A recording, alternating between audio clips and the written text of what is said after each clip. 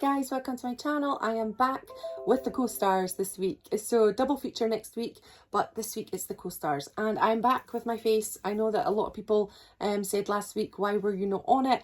And it was because I ran out of time. So sorry guys about the video. I hope you still enjoyed Joan O'Brien, but without my face in it. So yeah, I'm back this week anyway to prop my laptop onto my hand. Yes, Biff, because I can't see a thing. I do wear glasses in normal life, but the glare I can't, and it just doesn't, you can't see me, you can't see my eyes. So yeah, I also had a mail from somebody recently who was very caring, and thank you so much for caring for me, asking about my ring light and that it could affect my retina. So it was just to let everybody know that this ring light that I am using, I film twice a month. And I know you can't believe that. Someone talked to my husband recently and said, gosh, do you ever see your wife? Is she filming every day? I do not film every day, I promise. I come up the stairs and I film twice a month, and I do about 10 videos each time. So, well, it can be up to 14 videos. And at that point, I film for about an hour and 20 minutes. So my use of the ring light is about 2 hours, 40 minutes a month. So honestly, I am not doing badly with my ring light, I promise. So don't worry about my eyes, they're all fine. And for not being able to see this, it's nothing to do with the ring light. I have been blind as a bat since I was 17 years old. So yeah, nothing changes there. Right, okay, so we're going on to Ursula Andress. Now this is from Fun in Acapulco, because obviously last week was it happened at the World's Fair, and we're moving on to Ursula. So I can't wait, let's find out about her. So she was born 19th of March 1936. Right, so only a year younger than Elvis. She's still with us. She is a Swiss actress, former model and sex symbol who has appeared in American, British and Italian films. Her breakthrough role was a Bond girl, Honey Rider, in the first James Bond film, Dr. No, in 1962. So let's get cracking into it. So early life. Andress, the third of 6 children, wow, was born to a Swiss mother, Anna, and Rolf Andress, a German diplomat. Her father was expelled from Switzerland for political reasons, and her grandfather, a garden designer, took the role of being her guardian. She has a brother, Heinz, and 4 sisters, Erika, Charlotte, Gisela, and Katie, and I hope I said those correctly. She went to school in Bern until she was 16 and speaks several languages, including French, German, and Italian. She studied art in Paris for a year and then went to Rome, where she did jobs such as nannying children. Her career. Ursula was at a party when she met a producer who offered her a screen test for a role in an Italian film. She was successful and got walk-on parts in An American in Rome in 1954, and that was starring Alberto Sondi. The Sins of Casanova in 1955, starring later Bond ally Gabriella Versetti, and La Canta dell'Odio in 1955. I'm sorry for my pronunciations. She was seen by a Hollywood executive who persuaded her to try her luck in Hollywood. So she arrived in Hollywood in late 1955. That spring, she was signed to a 7-year contract with Paramount Pictures, starting at $287 a week.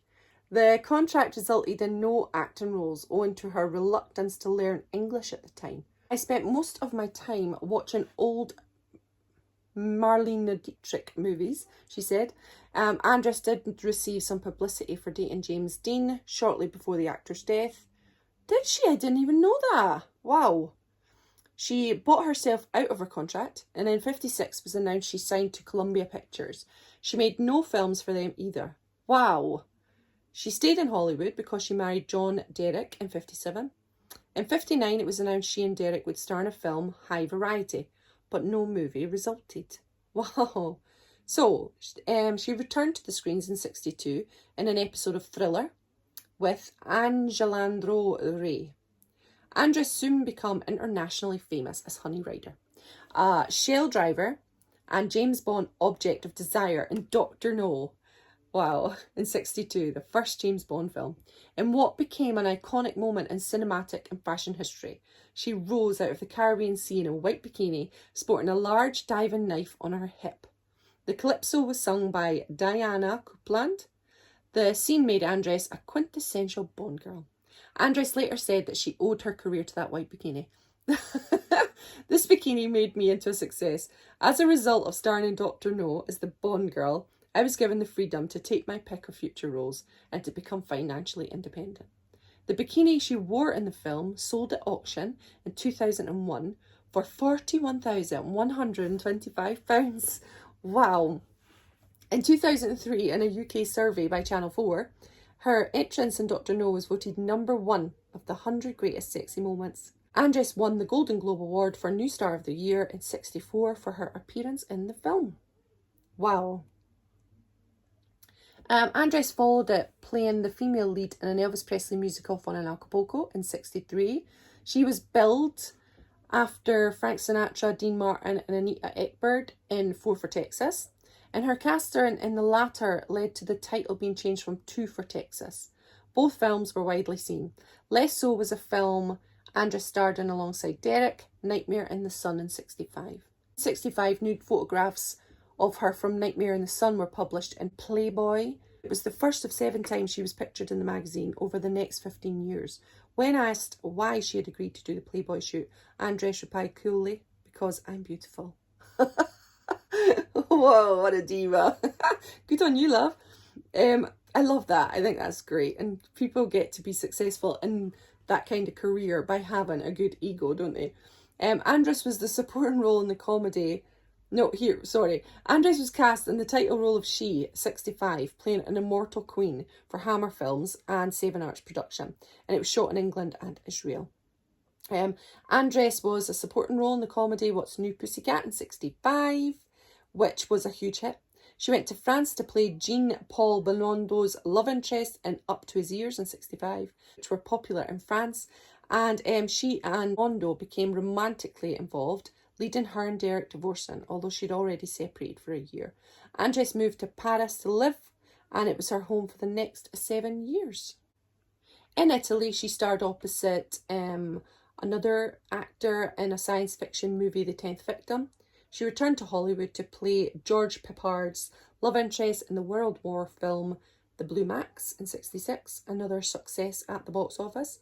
Andress made her second film for Seven Arts along with Derek, who again starred and directed Once Before I Die in '66, and that was shot in the Philippines.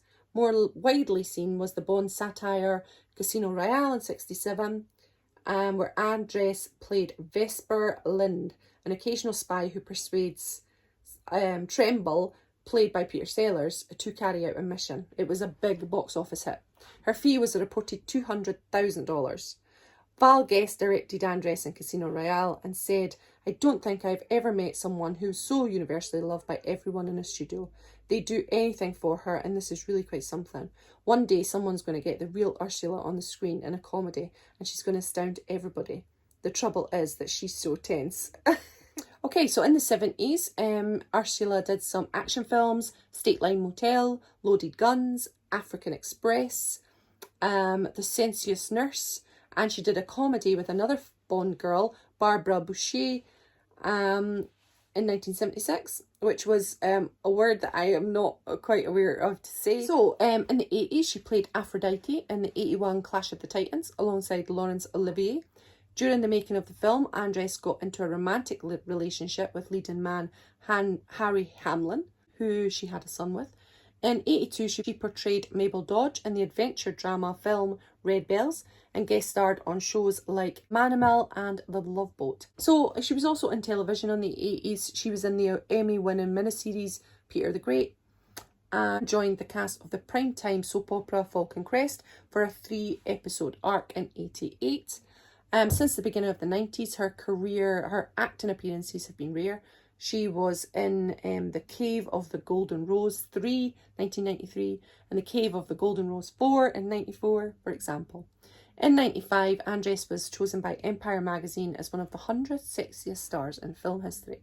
Her last role to date was playing Madonna in the low-budget 2005 Swiss feature, which, has the English title is The Bird Preachers. The other title is a bit harder for me to say. Okay, so that was fantastic finding out so much about Ursula. I love finding out about the co-stars, and Ursula's no different. So there is a little bit here about Ursula and Elvis. So yeah, let's have a look. So, in the Elvis Presley film, she played Margarita Maggie Dauphin, the assistant social director at the Acapulco resort, where Elvis's character doubled as a singer and a lifeguard. Variety's review of the film made no comment on Andress's acting ability, but did describe her as a fine-looking specimen. Many other reviewers of Fun in Acapulco commented on her physique, saying she was delectable, and noted Miss Andress looks even more alluring in a bikini than she did in Dr. No. The smouldering screen aura she displayed in the Bond movie, however, was softened in the Presley film. She expressed no need or desire to consciously project sex appeal. "I don't use my body to seduce," she later said. "I just stand there." In Fun in Acapulco, she does a lot of standing there, along with a good amount of walking and sitting. In the film, she never flirts, dances, or in any way uses her body to send out sexual signals.